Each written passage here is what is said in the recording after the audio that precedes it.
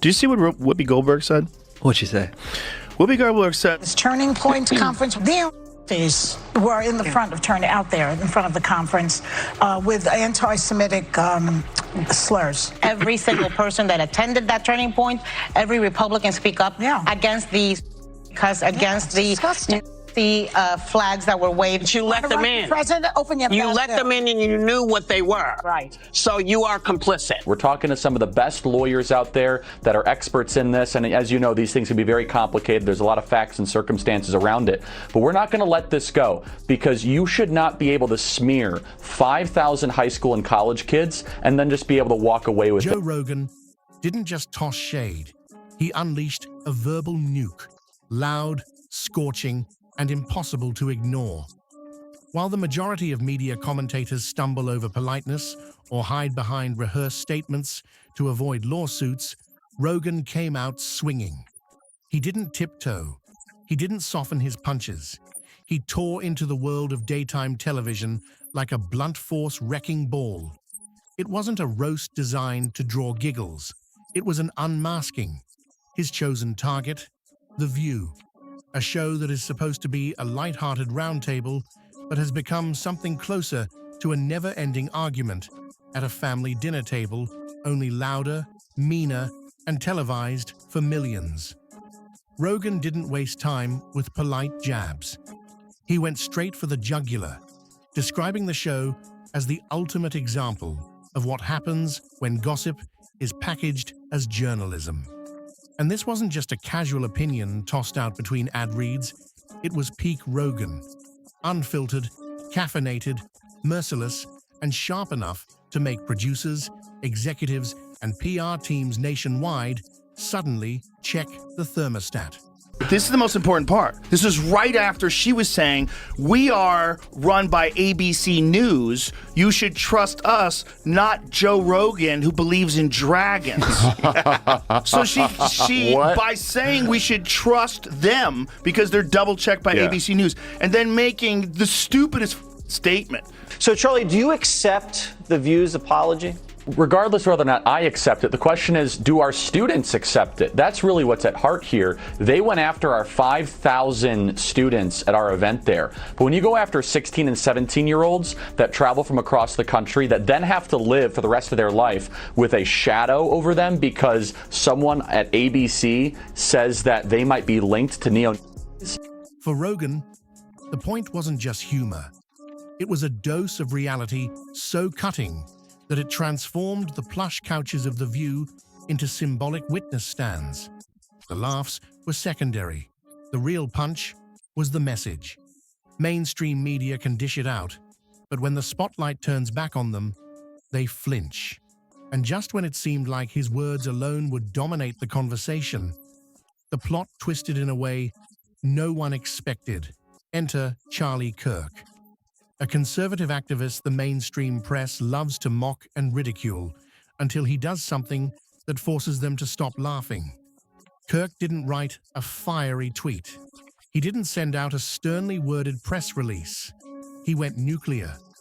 Reports surfaced of a lawsuit, an absolutely staggering $100 million claim against The View. That's not just legal paperwork. That's an earth-shaking statement of intent. It's a thunderclap meant to silence a room full of critics. This wasn't just a counterattack, it was a declaration of war.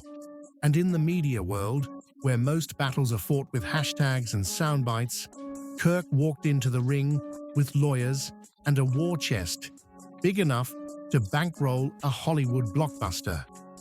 It wasn't about clapping back or defending pride. It was about sending a warning so loud it echoed beyond politics, beyond television, and into the core of American culture. Mess with us, and the cost will be catastrophic. Well, it is the show that people love to hate. Yes, that's true. That's true. They get so much hate watching and hate watching viral clips of them saying ridiculous things. I mean, it is a rabies-infested hen house. And at the same time, it seemed like the most interesting part was their audience seemed to be on my side. Yes. Yes. And that's their audience. Yes. Well, their audience is not really their audience. Their audience is a group of people they bring in to watch television shows. Rogan couldn't resist weighing in. Not as a legal strategist, he's the first to admit he's no lawyer, but as a cultural megaphone. He amplified the moment, dissecting not just the lawsuit, but the hypocrisy that led up to it. The timing was brutal. Just before this bombshell, one of The View's co-hosts had puffed up with confidence, saying, "We are run by ABC News. You should trust us, not Joe Rogan, who believes in dragons." The irony was unbearable. To claim authority through corporate branding and then immediately stumble into one of the stupidest statements imaginable was almost poetic.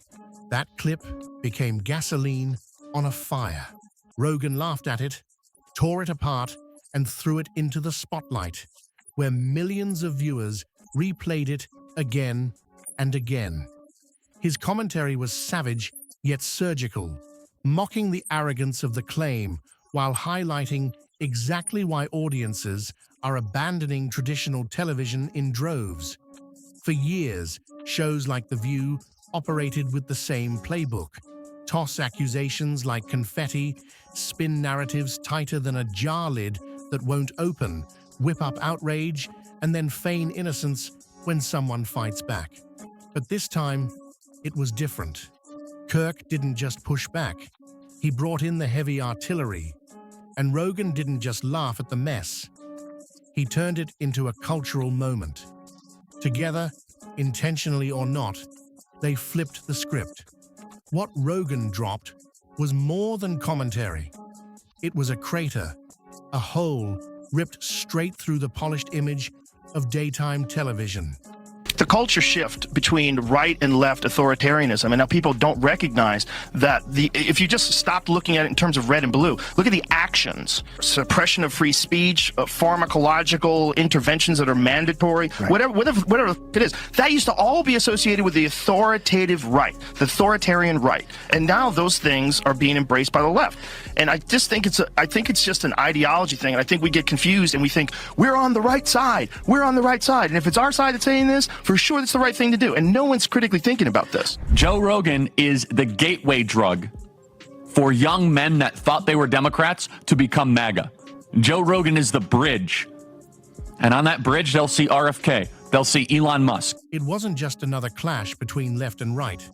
It was a reminder that the old system, the one that let talk show hosts throw accusations without consequence, was finally colliding with the new reality.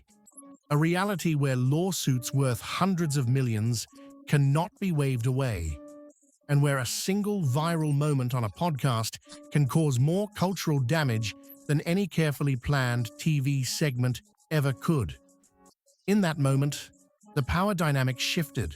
Suddenly, The View wasn't the one shaping the story. It was breakdown, and Rogan, with his trademark grin and refusal to pull punches, was the narrator who turned their chaos into headline gold.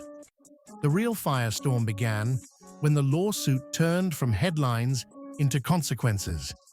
This wasn't a Twitter spat, where hashtags flare up and disappear within a day. It wasn't a dramatic monologue cut short by a commercial break. This was the courtroom, a place where reputations and fortunes either survive or burn. For The View, it was like stepping into an arena with no applause sign and no escape route. Charlie Kirk's lawsuit wasn't symbolic. It wasn't meant just to spark outrage. It was a $100 million wrecking ball aimed straight at the empire of daytime television. A move so audacious that it left the entire panel of hosts scrambling. In an age where most disputes vanish with a half-hearted apology or a statement crafted by publicists, Kirk threw a grenade that couldn't be ignored.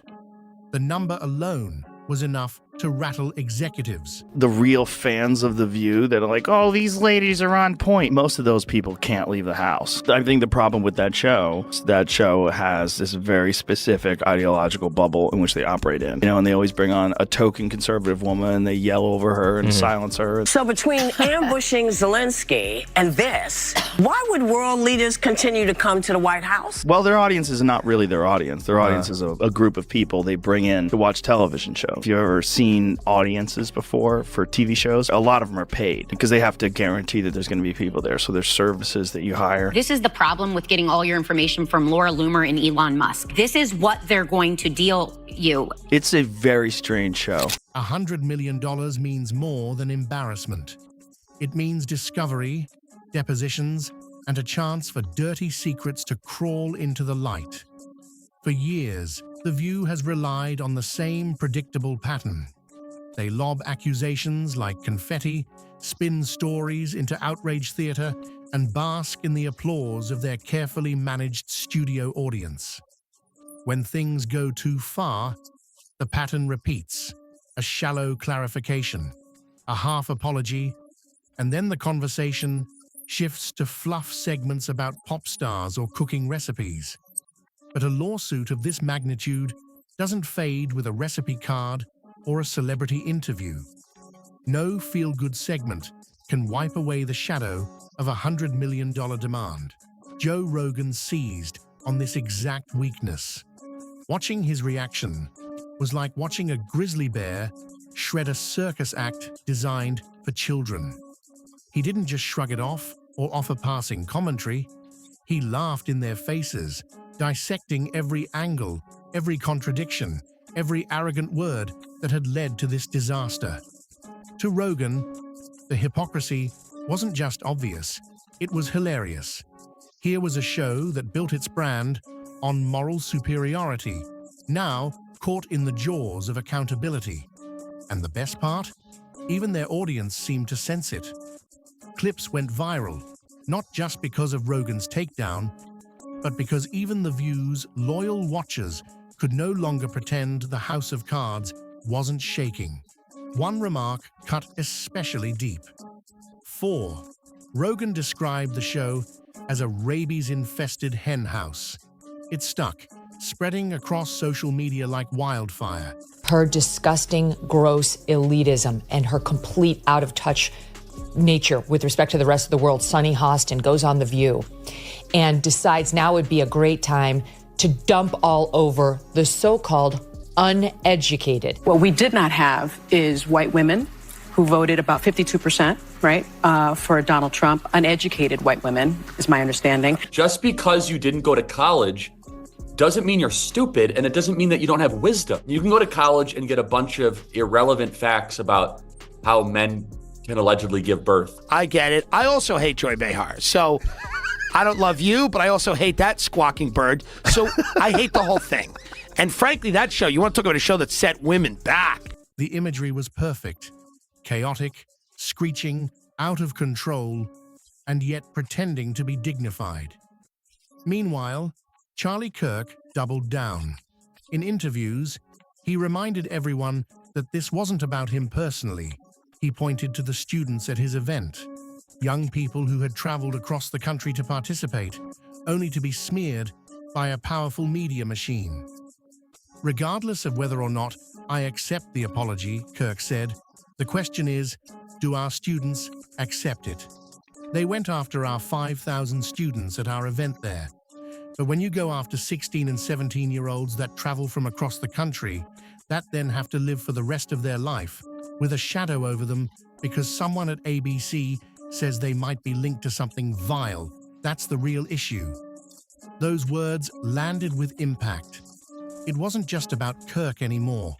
It was about reputations of teenagers who suddenly found themselves labeled with damaging accusations. The moral high ground that The View claimed for years began to look like a swamp of arrogance and recklessness. Suddenly, their long-time strategy of framing themselves as defenders of truth and morality didn't look so convincing. And here is where the dynamic shifted once more. The hosts of The View could cry, clutch pearls, and act shocked, but the lawsuit stripped away their usual defense mechanisms.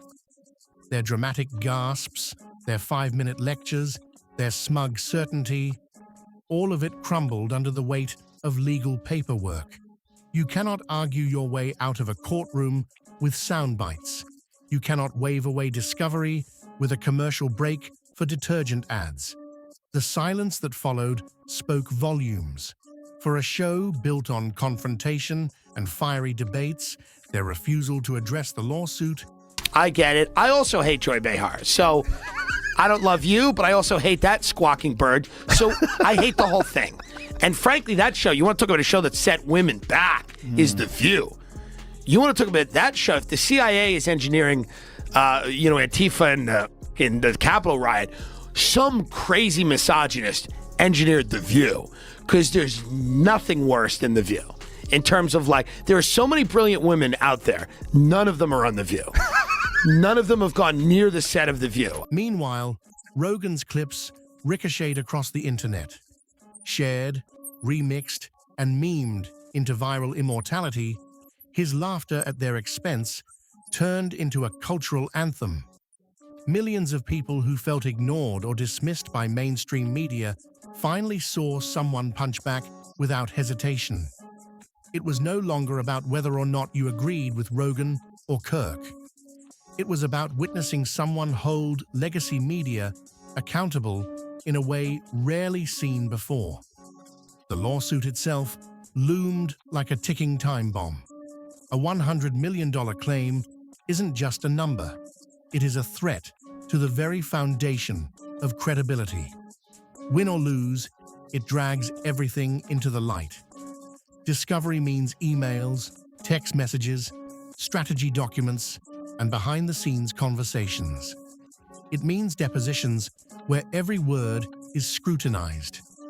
It means skeletons that executives prayed would never see daylight suddenly being paraded before the public. For ABC, the parent company, this wasn't just bad press. It was potentially catastrophic. And that is what made Rogan's reaction so devastating. He didn't have to exaggerate. He didn't have to invent drama. He simply laughed at the absurdity of the situation and let the facts speak for themselves. Watching him mock the hypocrisy was like watching a mirror being held up to a carefully airbrushed portrait. Every flaw, every crack, every contradiction was suddenly impossible to ignore. Did you watch the episode when Tulsi Gabbard got on to defend herself and Joy Behar starts panicking and going over her notes while Tulsi is refuting everything that she said? Yeah, I mean, Joy Behar, again, these people have dementia. These are people who should not be allowed out of the house. They have a national platform. I mean, it is crazy. They have no idea. These people have never read a book. And there's versions of it. But the lawsuit and Rogan's commentary blew the cover off that illusion. What was once just suspicion became undeniable truth. Charlie Kirk's strategy was simple, yet powerful. By tying the case to the harm inflicted on young students, he exposed the recklessness of careless accusations. His message resonated far beyond politics. It showed how easily reputations could be destroyed by a single televised remark, and how the people who claim to champion truth and justice often fail to practice either. Suddenly, the co-hosts' tears and pearl-clutching theatrics looked shallow compared to the gravity of what was unfolding in court. And for Rogan, this was more than commentary. It was a cultural reset. By laughing at the arrogance, mocking the contradictions, and spotlighting the hypocrisy, he did what millions had been waiting to see. He stripped legacy media of its armor. The image of invincibility was shattered. What remained was a show that looked less like a beacon of truth and more like a group chat run off the rails, desperate to cling to relevance in an era where trust is collapsing. The truth is simple. When you build a brand on outrage, eventually that outrage boomerangs back. When you play with accusations like toys, eventually those toys explode. And when you dismiss accountability for too long, eventually someone will drag you into a courtroom where the applause sign means nothing. In the end, Rogan and Kirk didn't just challenge The View, they changed the game. They reminded millions of people that hypocrisy has an expiration date, that arrogance has consequences, and that even the most carefully protected media giants can crumble when faced with real accountability.